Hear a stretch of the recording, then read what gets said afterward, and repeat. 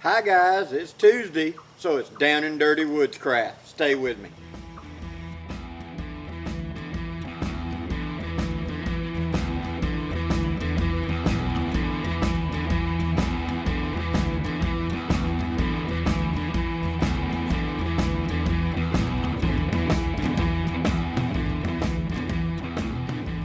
Okay guys, today we're going to do a kind of a redo of an earlier video that I had done.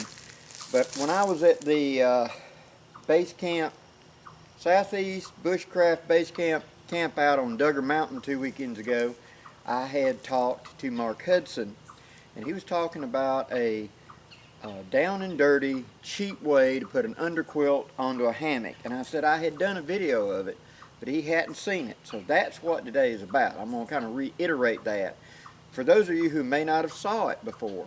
But there's a cheap way to put an underquilt onto a hammock. Now, let me clarify. An underquilt is insulation that we put underneath the hammock, because anything that we put into the hammock we're going to be laying on and thus crush it flat. We would lose the insulation ability. By putting it on the outside of the hammock and we're laying against it, it's still trapping that moist and warm air that is coming through the hammock, capturing it, holding it against our body, and forcing it to evaporate out slower. Therefore, we stay warmer longer. Okay?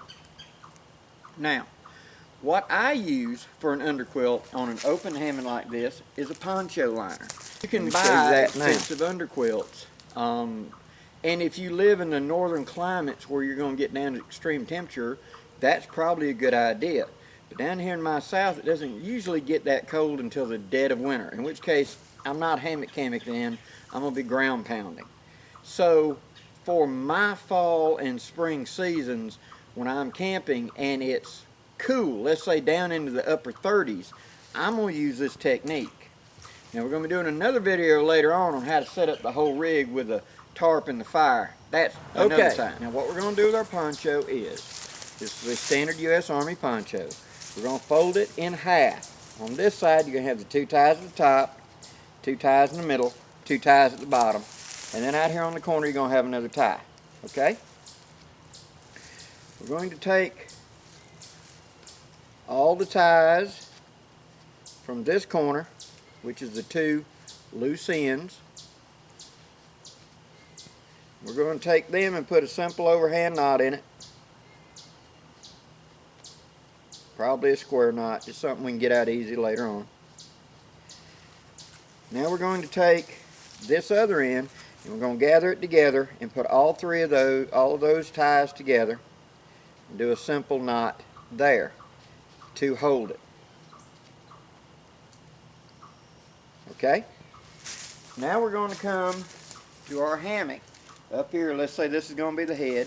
I'm going to take all of those ties and I'm going to pass it between the ropes, because mine's a loop that holds the hammock.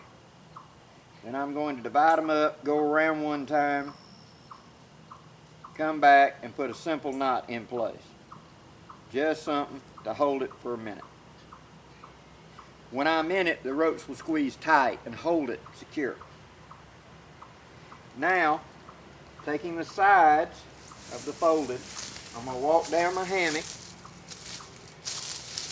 When I get down here at the bottom, I'll have the 2 middle ties and the 2 end ties. I'm going to come over the top and just real loose. You have to adjust this once you get in it. Do a simple overhand knot. Just like that.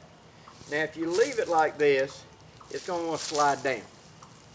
So at this point I'm going to pull it snug. I'm going to come from the bottom with a cord and I'm going to simply hook it loosely from that end. Something just to hold it so it doesn't droop. Just like that. Now what I've created is a sleeve hanging on either side of the hammock. I'm going to take this excess material, I'm going to reach in from the side of the hammock and I'm going to pull it up and over out the side like that. And when I get into it, this is going to settle down. I'm going to pull this up snug and over. I put this extra material to the side of the hammock I normally put my head on. That adds extra insulation there. Okay? Now, how loose this is, once you get in it, you feel and make sure that this is contacting the bottom all the way down.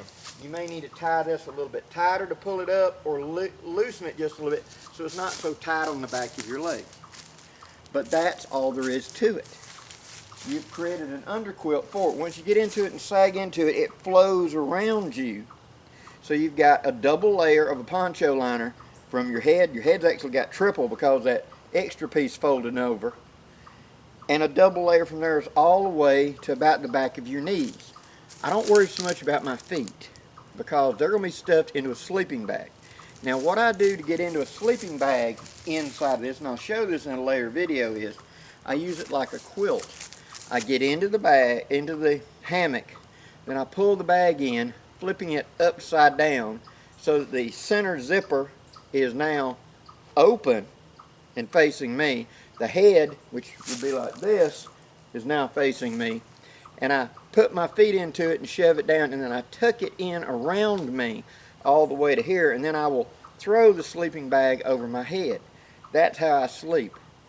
It gives me all the insulation value, and then my underquilt of the poncho liner is giving me the under insulation that I need.